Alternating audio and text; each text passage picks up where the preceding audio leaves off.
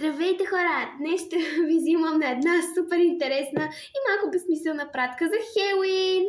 Така, искам само да кажа, че днес деня беше интересен и съм го качила в лайки.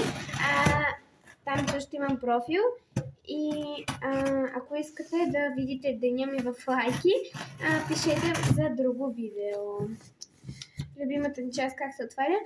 Тук мисля, че си бях поръчала, ако не се бъркам, едни супер вайрал неща в Инстаграм, гърмът всякъде, дето се слагат някакви неща в лимона и става много интересно. Така, добре, само секунда да отворя тази огромна пратка. Хора, вижте, тя е препълнена.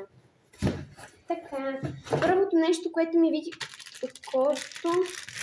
Хора, какво е това? Аз буквално бях забравила какво съм поръчвала. То тук се е дадено.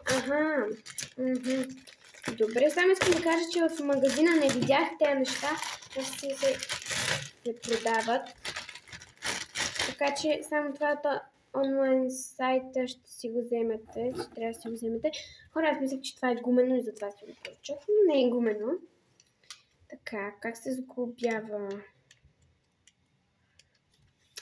Спирам видеото да го сглоба. Хора, с това някой ще ми помогне, защото вече се изнервих. Така, продължаваме.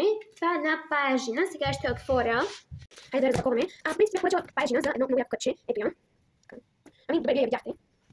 Така, другото е ето това. Нека пак да го разопаковаме на бърза степен. Тук си бях поръчала едно като хелоуинско. После ми кажа какви да снимката, защото сега ми го забравих. Сега ще го губим, да ви кажа снимка. Хората на Велико, толкова е сладко. Какво е това за Бога? Не ми част да това. Това е за врата. Хора, че коментарите да готино. Продължаваме. Хора! Супер сладички. Те се започват на храната ви. Има стикичка, с духче, шапчица и пилече. Много сладко. Последното нещо е това. Така да има как ви безпокоят в началото на видеото, много лесно се затвори, така се разкрай. Ще тестваме, ако има лимон. Ще взема един лимон, защото много се листа и идвам. Хора, направих дупчица, обаче се че го изнил. Часът наистина да настъпи. Така, хора, няма много време и... Забучих го да видим дали ще стане. Стана! Хора, направо не вярвах, че стане. Никой не го намери, но аз го намерих. Хора, много е яко. След малко пускам едно видео, в което рейтвам коментари.